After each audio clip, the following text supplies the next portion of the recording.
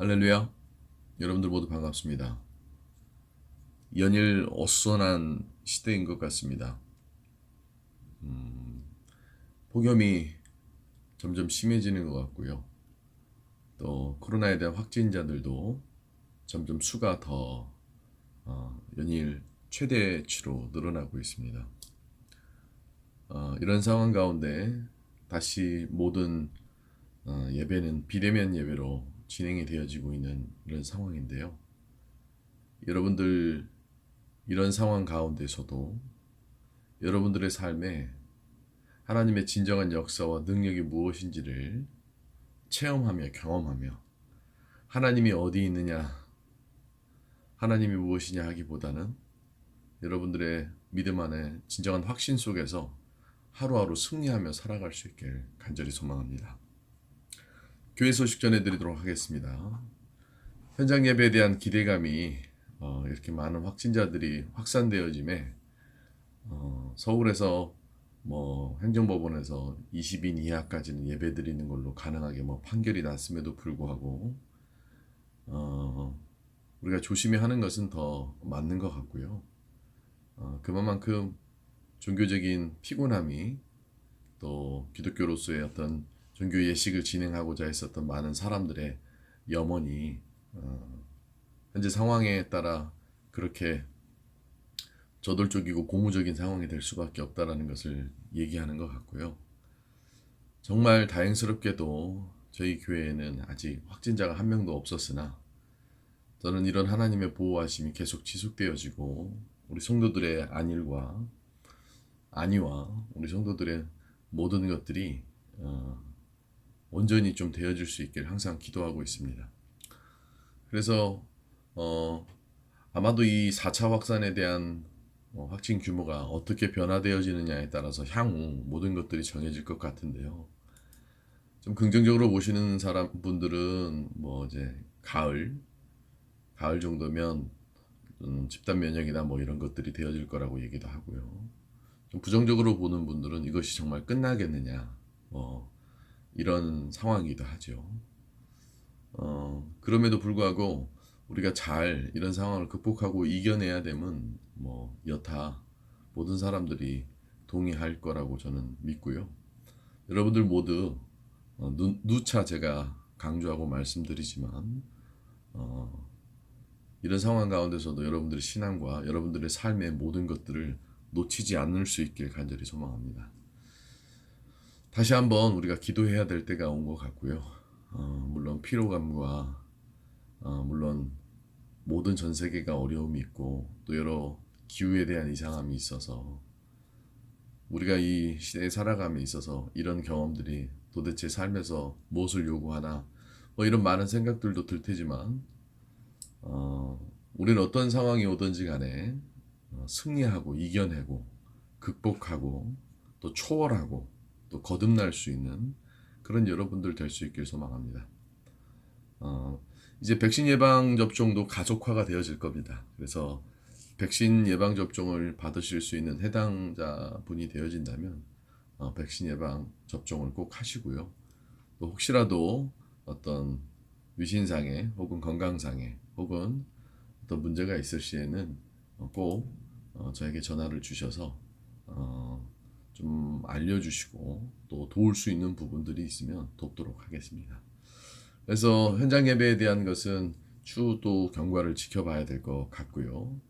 또 연일 폭염이 심해지다 보니 우리 교회 또 권사님들 이 날씨에 대한 것들 조심하셔서 건강에 대한 상함이나 지침이 있지 않기를 간절히 소망합니다.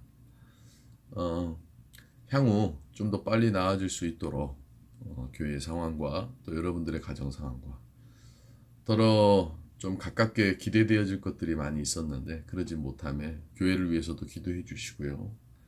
또 여러 상황을 위해서도 기도해 주시고요. 그 가운데서 우리 교회 성도들 중 그 어떤 누구도 확진자가 없다라는 것에 감사히 여겨 주시고요. 또 방심하지 마시고 끝까지 우리가 잘 인내하고 극복하고 승리할 수 있었으면 좋겠습니다. 자, 오늘 말씀 같이 보도록 하겠습니다. 오늘 말씀은 계속 마태복음 이어서 보도록 하겠는데요. 마태복음 5장 43절부터 48절까지의 말씀입니다.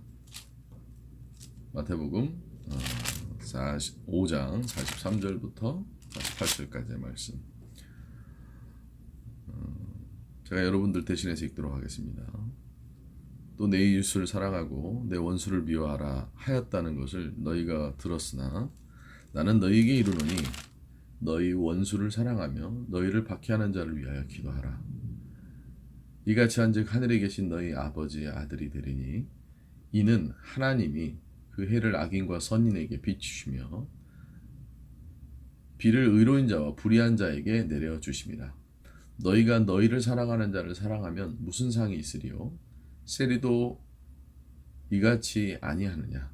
또 너희가 너희 형제에게만 무난하면 남보다 더하는 것이 무엇이냐? 이방인들도 이같이 아니하느냐? 그러므로 하늘에 계신 너희 아버지의 온전하심과 같이 너희도 온전하라.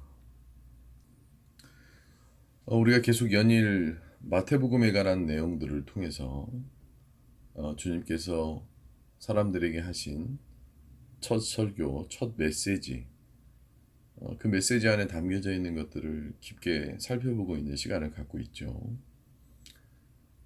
계속 무르익는 이 주님의 가르침 안에 그 가르침의 핵심이 무엇이냐라고 다시 한번 이 시간 원수를 사랑하라는 이 챕터 안에서 우리가 살펴볼 것은 사람에 대한 이해, 사람에 대한 인식, 그리고 사람이 가질 수밖에 없는 죄성, 그리고 그 죄성에 대한 이해, 이런 것들을 줄곧 얘기하고 있는데 그 얘기하는 것에 오늘에 다다라서는 원수를 사랑하라는 개념으로 우리가 잘못 알고 있었던 편파적이거나 잘못 이해하고 있었던 편협적인 우리의 어떤 사고방식과 우리의 마음가짐을 주님께서 다시 한번 지적하고 있는 겁니다. 보통 원수는 우리가 사랑할 수 없는 곳으로 정의 내리고 그 원수를 사랑하기보다는 증오하고 그 원수에게 복수하고자 하는 마음으로 우리는 아주 자연스럽게 모든 것들이 흘러가죠.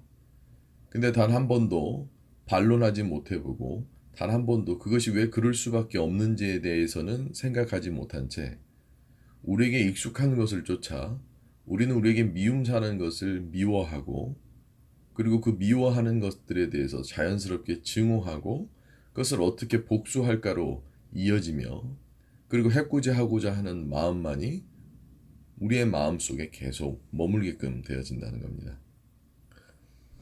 근데 인생을 살다 보면 우리는 인생살이 가운데서 곳곳 이런 상황들을 접하게 됩니다. 이런 상황이란 나에겐 원수인데 다른 누군가에게는 사랑에 대한 대상인 거예요. 그러니까 나에게 큰 피해를 주고 나를 사기쳤었던 누군가가 있다라고 한다면 그 누군가는 다른 누군가에게로부터 큰 사랑을 받고 인정을 받는 사람일 수도 있는 것이죠. 참 미안하지 않습니까? 누군가에게는 원수가 누군가에겐 가장 사랑하는 사람이 된다는 것. 우리가 갖고 있는 관념이라고 하는 것은 모든 것에 통틀어 내가 갖고 있는 관념이 모든 것에 적용이 되어야 하는데 마치 호불호처럼 나에게는 싫은 대상이 누군가에겐 좋은 대상이 되어질 수밖에 없다는 것. 그것부터 오는 우리 인간 스스로가 갖는 가장 큰 오류는 나의 기준으로부터의 원수와 혹은 사랑에 대한 대상의 기준이라는 거죠. 사실 알고 보면 우리는 무언가 기준을 잡고 살아가지만 그 기준이 맞는지 안 맞는지에 대한 구분과 혹은 그것에 대한 이해 없이 그냥 내 기준으로 모든 것들을 살아가나. 결국 오늘 우리가 이 말씀을 보기 이전에 우리가 먼저 생각해 볼 것은 나의 기준이 어디에 있고 그 기준은 무엇으로부터 하느냐이죠. 그러니까 오늘 본문 말씀에 보면 세리들도 자기 자식은 사랑한다. 세리들도 자기한테 이로운 사람들은 좋아한다. 근데 우리가 가만히 인생을 살다 보면 그것이 마치 불변의 진리인 것처럼 느끼나 우리가 먼저 기준이 잘못되어져서 나에게 득이 되어지는 사람은 사랑하고 나에게 실이 되어지는 사람은 미워하는 그런 단순 논리에 의해 있어서 인간 혹은 사람에 대한 모든 것들을 그저 너무 속단하거나 잘못 판단하고 있는 경우는 아니겠습니까? 그러니 흔히들 이런 얘기하죠. 누군가에게 귀한 자식은 나에게도 귀한 자식이 되어야 되죠. 내 자식만 귀한 것이 아니라 남의 자식도 귀한 것이 되어지는 것처럼 말이죠. 그래서 먼저는 우리가 누가 원수이고 누가 사랑해야 될 대상인지를 내 스스로가 정의 내리고 있는 그 기준에 잘못된 점, 모호한 점이 우리 스스로 생각해 봐야 될 아주 중요한 것이라는 겁니다. 예컨대 서로 각기 다른 사람이 자를 갖고 있는데 그 자의 눈금이 다르다고 한번 생각해 보세요. 그러면 누군가에게는 10cm가 누군가에게는 12cm가 되어질 수도 있겠죠. 실제로 중국에서는 줄자 같은 것이 서로 사이즈가 다르다고 해요. 물론 요즘은 아주 엄격해져서 그런 무게나 길이에 대한 기준을 어떤 국제적인 기준법에 따라서 나누기는 하는데 약 2000년 전에는 성경에 언급되어졌던 바와 같이 속이는 저울이라는 것이 있죠. 물론 요즘도 곳곳 그런 것들이 있습니다. 우리가 수산시장 같은 데 가보면 횟감을 무게를 잴 때 그 횟감을 실으는 바구니에 더 많은 무게추를 달아서 그 회가 많은 무게가 나와져서 많이 값싼 무게인 것처럼 얘기를 할 때가 있죠. 우리는 그 저울만 본단 말이에요. 그 저울에 측정되어지는 그 무게치만을 본 나머지 그것이 맞다라고 생각을 하죠. 그러다 보니 내 기준이 잘못되어져 있는 건지는 생각 못한 채 내가 바라보고 있고 내가 측정하고 있는 그 측정값이 그 기준이라고 생각해지는 것 때문에 여러 가지 혼선이 올 수밖에 없다는 겁니다. 이걸 우리의 신앙의 하나님에 대한 개념으로 넓게 확장을 시켜봅시다. 하나님께서 보실 때는 똑같은 사람이고 똑같은 사랑해야 될 대상으로 여긴다면 내가 미워하는 누군가가 하나님에게는 사랑의 대상은 아니겠습니까? 우리가 하나님을 믿는다 하면 하나님의 기준을 가지고 와서 모든 것들을 판단해야 되는데 우리는 너무 쉽게 내가 하나님이 되어져서 모든 것들을 정죄하고 혼미시키며 누군가를 더 월등화시킨다든지 누군가를 더 귀속화시켜서 혹은 누군가를 더 저가평가를 해서 우리 스스로 우리의 기준에 의해서 원수와 사랑할 일을 너무 쉽게 구분하는 것은 아니겠습니까? 다시 말해 내 기준이 잘못되어짐에 원수가 혹은 사랑해야 될 사람이 맞바뀌어져 버리는 혹은 잘못된 부류를 하고 있는 건 아니겠습니까? 누군가에게는 좋은 사람이 누군가에게는 악인이 되어질 수 있죠. 근데 그것이 무엇 때문입니까? 바로 내 기준 때문에 그런 것이죠. 그러니 때때로 우리는 하나님의 인간을 향한 나 외에 다른 인간들을 향한 어떤 많은 것들에 대해서 이해가 되어지지 않을 때가 있어요. 하나님 왜 저 사람은 내가 볼 때 하나님 앞에 더 잘하지 못하는데도 불구하고 저 사람은 저런 큰 복을 받습니까? 만약 그 질문을 우리가 하나님 앞에 한다면 우리가 그것에 대해서 만약 잘못 판단하고 있는 이유가 있다면 그건 바로 무엇이겠습니까? 우리의 기준이 잘못되어 있는 것이죠. 맞습니다. 어쩌면 원수와 사랑하는 이의 종이 한 장의 차이는 바로 우리의 기준이 잘못되어 있기 때문에 그런 것이죠. 평평하게 펴져 있는 종이에 내가 내 스스로 펜으로 어디에다가 줄을 긋느냐에 따라서 그 기준은 달라지기 마련인 거예요. 우리가 예수를 믿는다면 예수의 기준으로 살아가야 되는 것이겠죠. 근데 우리는 많은 사람들, 대부분의 사람들이 예수의 기준으로 그것을 바라보는 것이 아니라 자기의 기준으로 그 분류를 나눠버리기 때문에 우리는 무분별해지는 것이고 무의미해지는 것이고 우리는 잘 구분하지 못하는 삶을 살아갈 수밖에 없다는 것이죠. 그러므로 누가 원수이고 혹은 누가 사랑해야 될 입니까? 이 사람은 제가 사랑해야 됩니다. 이 사람은 저에게 원수입니다.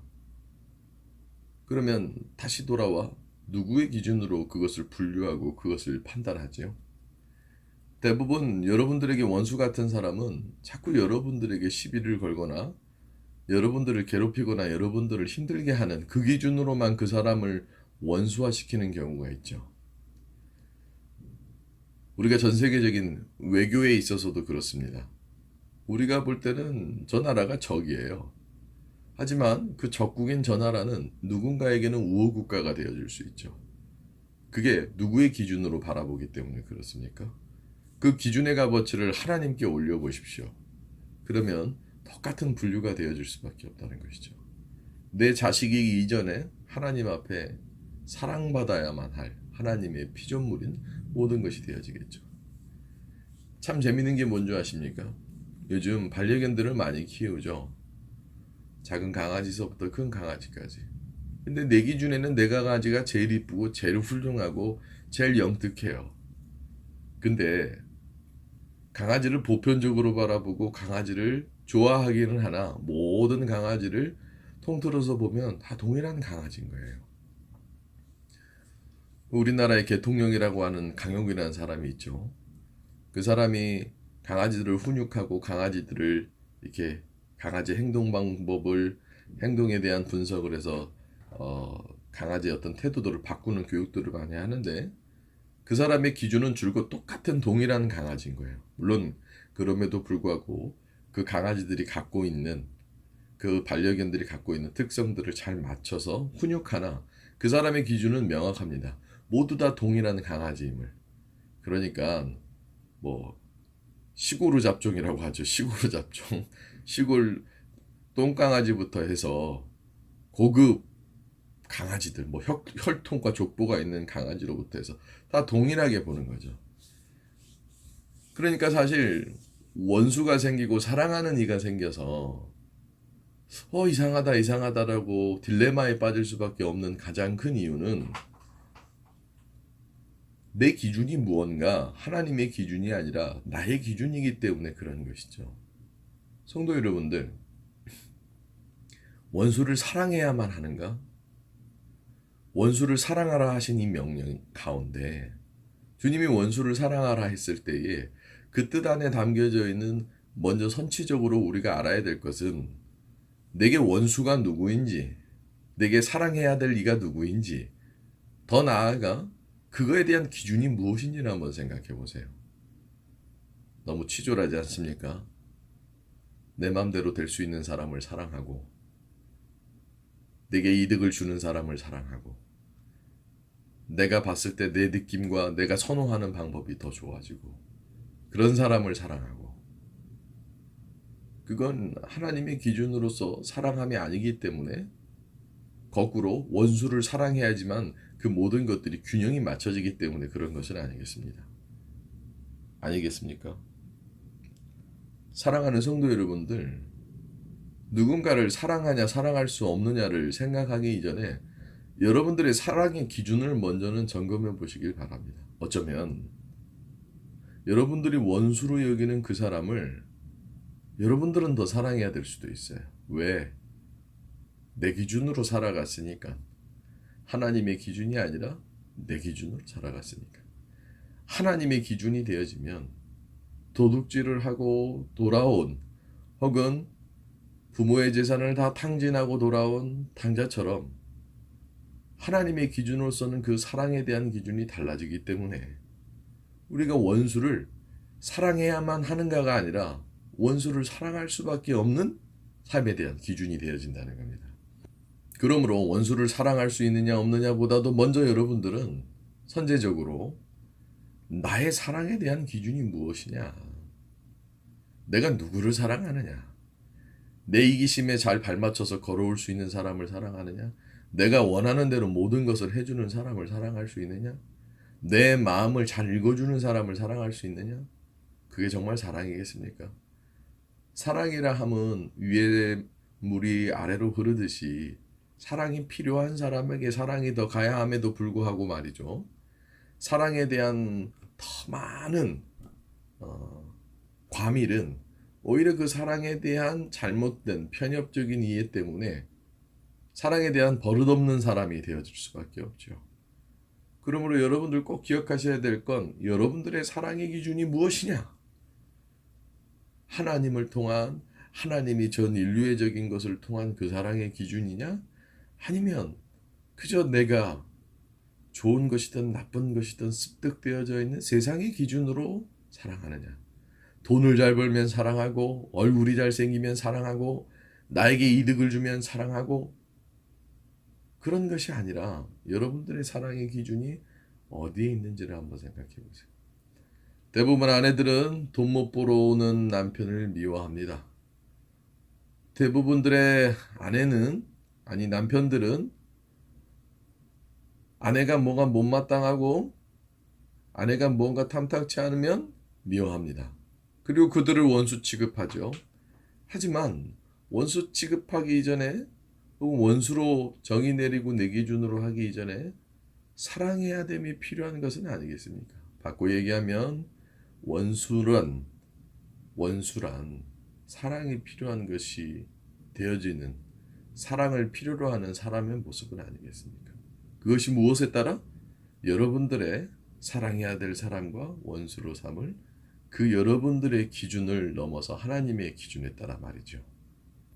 원수를 사랑하라는 개념에서 우리가 기준에 대한 것들을 잘 알아야 한다면 그 기준이 잘못되어졌을 때 벌어질 수밖에 없는 우리의 잘못된 면을 알았다면 그 다음으로 우리가 해야 될 것은 균형이죠.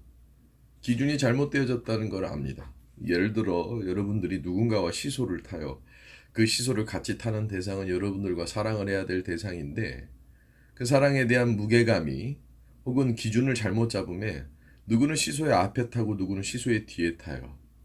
근데 누구는 무게감이 많고 누구는 무게감이 적어요. 예컨대 제가 저희 아들과 시소를 타면 당연히 저희 아들은 뒤에 타고 저는 앞에 타야지만 균형이 맞겠죠. 그리고 그 균형이 맞아서 평형성을 이룰 수 있게끔 되어지겠죠.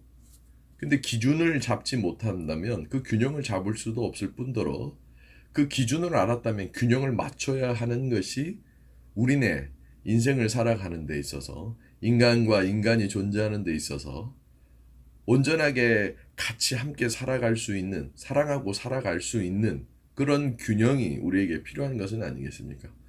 원수를 사랑하라고 하는 것은 만약 원수만 있고 원수만을 증오함으로 물들어버린 세상 가운데서는 우리가 살아갈 수 없죠. 사람이라면 서로 사랑해야지만 또 서로 사랑함이 있어야지만 우리가 서로 존재할 수 있다는 것을 주님께서는 늘 강조하고 중요하게 여기는데 그 균형이 없다면 기준을 모른다면 그건 어떻게 해서든지 균형을 잡을 수가 없어요. 근데 이제 기준을 알았어요. 그 기준을 알았다면 그 균형을 맞춰야겠죠. 아, 저 사람은 내가 사랑해줘야 되는 대상이구나. 아, 저 사람은 사랑으로 균형을 맞춰야 되는 대상이구나. 알고 보면 여러분들이 왼수처럼 여기는 그 사람은 사랑을 필요로 할지도 모른다는 겁니다. 더 나아가 그 사람은 사랑에 대한 균형으로 여러분들과 같이 동고동락해야 될지 모른다는 거예요. 여러분들이 미운 사람을 계속 미워해 보십시오. 그러면 그 미움은 더 큰 갈등과 더 문제를 만들고 더 어려움을 만들 거예요. 하지만 여러분들을 미워하는 사람을 한번 사랑해 보세요. 또 여러분들이 미운 사람 혹은 여러분들이 미워하는 사람을 한번 사랑해 보세요. 그러면 그 안에서 균형이 맞춰지는 거예요. 그리고 그 균형은 서로 간에 유지를 할 수 있게끔 되어지는 겁니다. 어떻게 세상을 살아가는데 나를 좋아하는 사람만 혹은 나를 좋아하는 사람하고만 어울리며 살 수 있겠습니까? 하지만 적어도 저 상대방이 나를 싫어하고 또 내가 저 상대방을 좋아하지 않는다는 걸 알아서 어디에다가 기준을 두느냐를 깨달았다면 적어도 그 기준을 아는 것이 그 사람과의 균형을 맞추는 것 아니겠습니까? 무조건 원수들한테 잘해주라는 게 아닙니다. 원수들에게 저 사람이 이렇게 하니까 나도 이렇게 해라. 사실 앞서 오리를 가면 심리를 가져라는 것은 균형적 사랑을 얘기하는 겁니다. 도둑질을 했는데 어떻게 도둑질해 준 걸 받아주고 남에게 사기를 치고 왔는데 그 사기친 것을 이해해주고 포용해줄 수 있겠습니까? 사랑으로는 돼야지만 그 사랑이 균형을 맞출 수 있게끔 돼야 되는 것이죠. 만약 내 자식이 무언가를 잘못해서 내가 훈육을 했다 쳐봅시다. 훈육이 어떻게 미움이 되겠습니까? 물론 그것이 폭력이 되어지고 횡포가 되어지면 안 되겠지만 그 아이에게 마음 아파하며 그 아이의 종아리를 때리는 부모의 마음은 사랑이 아닙니까? 사랑이죠. 그 사랑은 사랑에 대한 균형을 잡게 하기 위한 것이죠. 그래서 사랑에 대한 기준이 필요하다면 두 번째로는 사랑에 대한 균형이 필요하다 이거예요. 그래서 여러분들 무언가 못하는 아이들을 타박하지 마십시오. 혹은 미운 짓을 계속하는 누군가를 미워하지 마십시오. 그 사람은 어쩌면 여러분들과의 관계 가운데서 균형이 필요한 거예요. 아내가 못마땅합니까? 혹은 남편이 못마땅합니까? 혹은 자녀가 못마땅합니까? 그 안에서 잘해주라는 것이 아니라 균형이 필요하다는 거예요. 균형이. 자녀들 또한 그렇죠.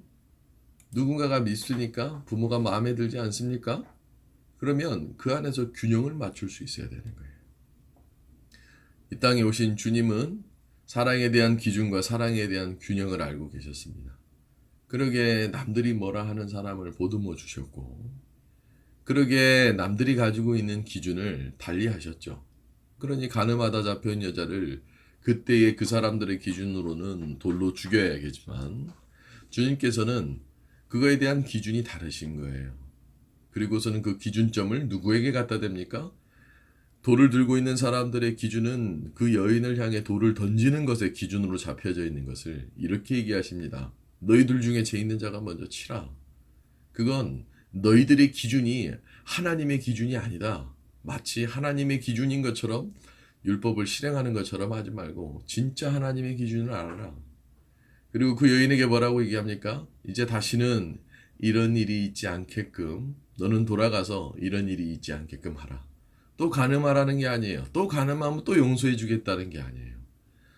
우린 신앙생활을 하다 보면 나의 죄에 대해서는 너그러워서 또 동일한 죄를 짓고 반복된 죄를 지어도 하나님이 용서해 주신다라는 그 너그러움이 하나님에게 있기를 원하죠.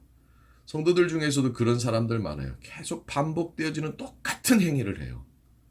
그것이 문제임에도 불구하고 똑같은 행동을 하고 하나님이 그걸 받아주기를 원해요. 그런 죄를 가질 수밖에 없는 습성, 자기 기준과 자기의 균형 감각을 잃어버린 사람은 자꾸 비틀비틀거리는 거예요. 영적으로 비틀비틀거려요. 그래서 똑같은 일이 똑같이 반복스럽게 생기는 겁니다. 왜? 내 기준에 의해서 내 균형 감각이 마비가 되어져 버렸거든요.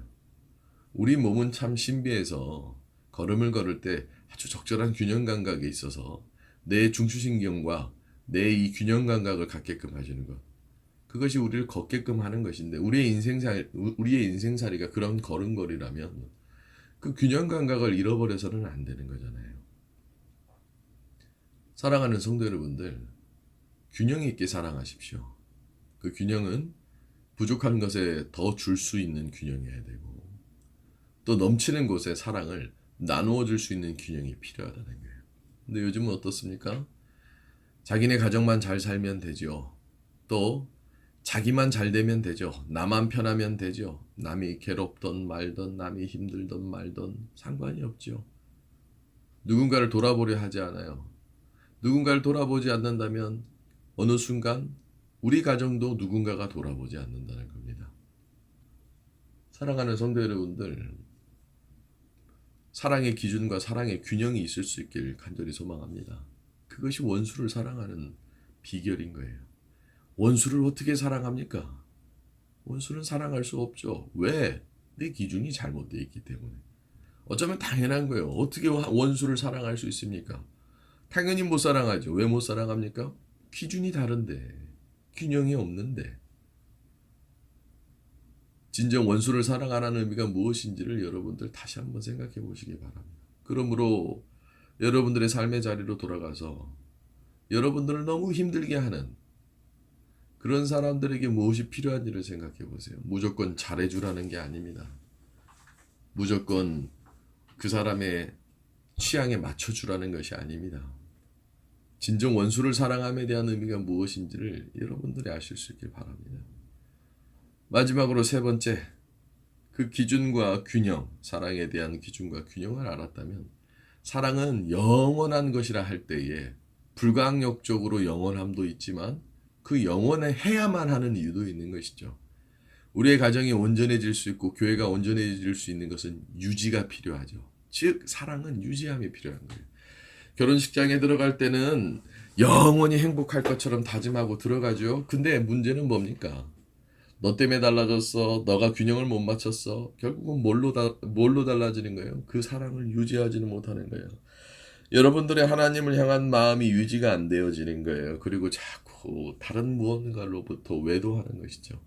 이스라엘 백성들이 애굽으로부터 출애굽할 때에 그때의 하나님의 마음은 간절하나 돌아서고 나면 그 하나님을 향한 마음이 유지가 되어지지가 않는 거예요.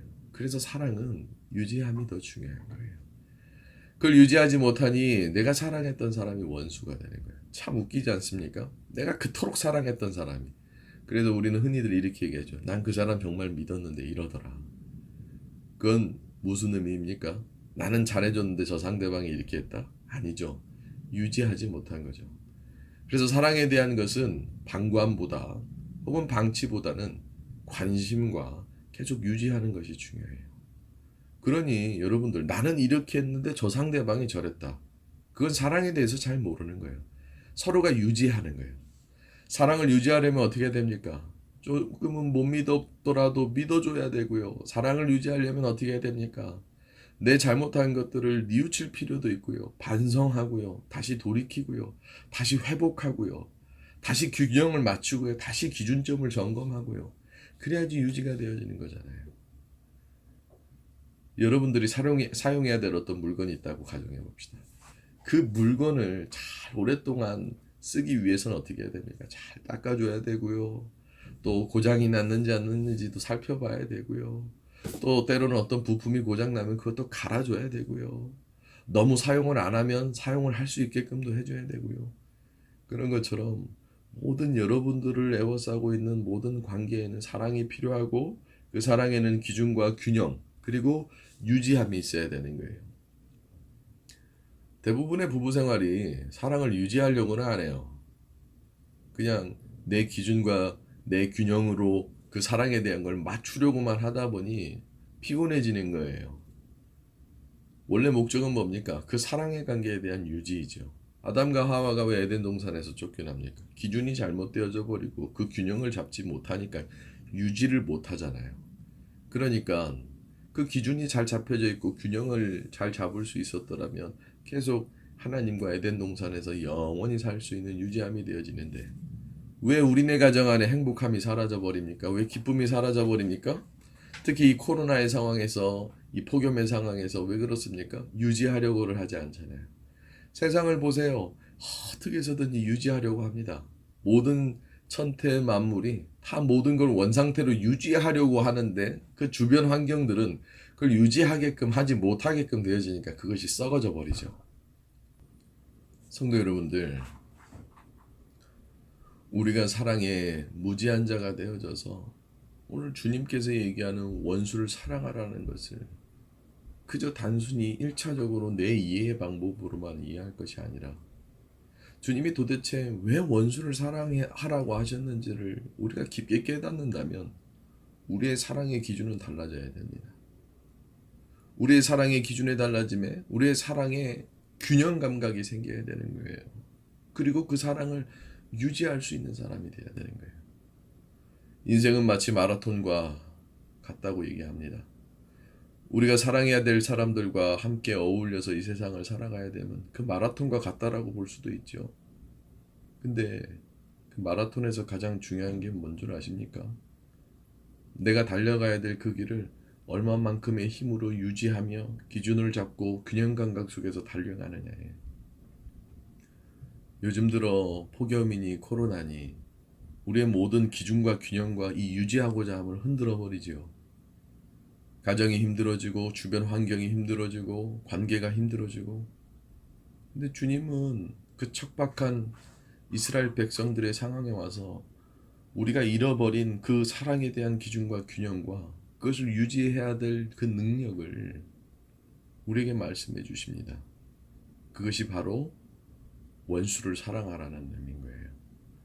원수를 사랑할 수 없는 시대 가운데 원수를 미워할 수밖에 없는 증오와 불만과 이기심과 질투와 시기와 괴롭힘과 이런 것들로만 물들어져 버린 세상에, 특히 요즘 더 많은 그런 사회적인 일들만 생기는 이 시대에 다 모든 것들이 꺼져버리고 소멸되어져 버리는 이런 시대 가운데 여러분들은 원수를 사랑할 수 있는 귀한 성도 여러분들이 될 수 있길 간절히 소망합니다. 기도하겠습니다. 하나님 아버지, 주님께서 원수를 사랑하라 하셨는데 그저 그것을 단순하게 이해할 것이 아니라 내 스스로 내 안에 있는 사랑에 대한 기준과 균형과 그 유지함이 그 모든 일체에 대한 것이 하나님으로부터 시작해 하나님으로부터 모든 것으로 가능하게 아버지께서 역사해 주시옵소서. 오늘도 어찌할 바를 몰라 이곳저곳을 배회하며 기웃기웃거리는 그런 미련한 영적인 신앙인들 되지 않게 하여 주시옵시고, 이 가운데서 진정 하나님의 뜻과 하나님의 섭리와 하나님의 능력과 하나님의 이 시대를 통해서 바라보심이 무엇인지를 알게 하여 주셔서 내 주장으로, 내 생각으로, 내 판단으로 살아가기보다는 매일매일 주님께서 우리에게 주시고자 하는 말씀에 대한 능력으로 살아갈 수 있도록 아버지여 탕자처럼 살지 않게 하여 주시옵시고, 닭이 울기 전에 배반하며 떠나는 베드로처럼 살지 않게 하여 주시옵시고, 그럴 수밖에 없는 가운데서 진정 우리 삶의 깨달음과 변화와 능력이 무엇인지를 알게 하여 주셔서 사랑에 대한 기준과 균형과 그 사랑에 대한 유지함을 위해 아버지여 주님께서 보여주셨던, 주님께서 전해주셨던 우리를 향한 이 산상수훈의 메시지처럼 아버지여 이제는 온전히 깨달으며 살아갈 수 있도록 우리 성도들과 우리 성도들의 가정을 지켜주시옵소서. 그렇게 하여 주실 줄로 믿어 의심치 않습니다. 살아계신 예수님의 이름으로 기도합니다.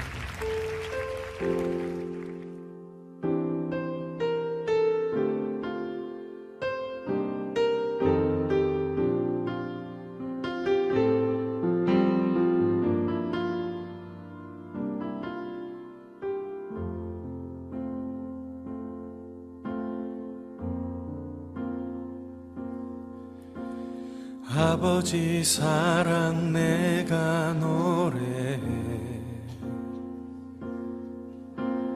아버지 은혜 내가 노래해, 그 사랑 변함없으신 거짓 없으신 성실하신 그 사랑, 상한 갈 때 꺾지 않으시는, 꺼져가는 등불 끄지 않는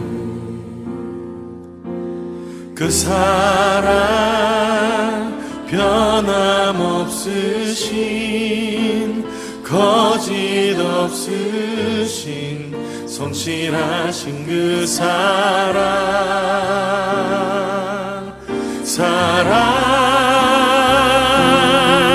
그 사랑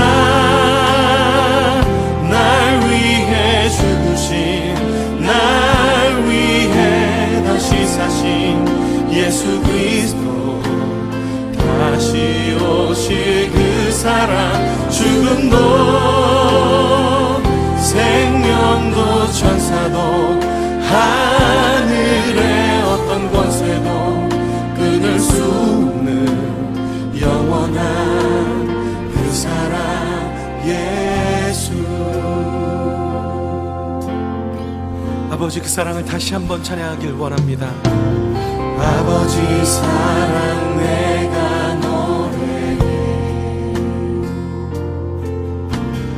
아버지 은혜 내가 노래해, 그 사랑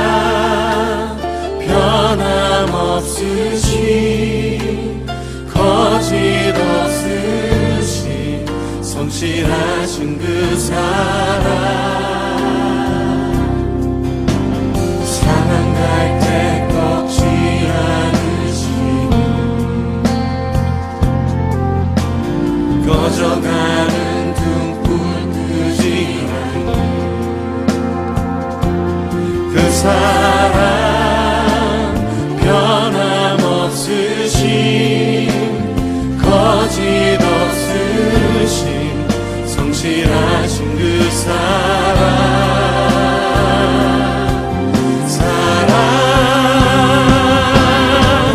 그 사랑 날 위해 죽으신 날 위해 다시 사신 예수 그리스도 다시 오실 그 사랑 죽음도 생명도 천사도 하늘의 어떤 권세도 끊을 수 없는 영원한 그 사랑 그 사랑 그 사랑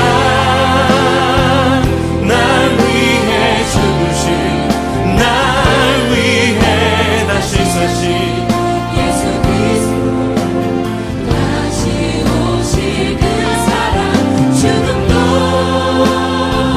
생명도 천사도 하나님 하늘의 어떤 권세도 십자가의 사랑으로 우리를 붙드신 주님 영원토록 주님 찬양합니다.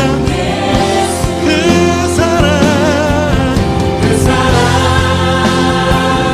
나 위해 죽으신 날 위해 다시 사신 예수 그리스도 아멘 다시 오실 그 사랑 죽음도 생명도 천사도 하늘의 어떤 권세도 끊을 수 없는 영원한 그 사랑 예수 그 사랑 그 사랑 날 위해 죽으신 날 위해 다시 사신 예수 그리스도 다시 오실 그 사랑 죽음도 생명도 천사도 하늘의 어떤 권세도 끊을 수 없는 영원한 그 사랑 예수 영원한 그 사랑 예수 영원한 그 사랑 예수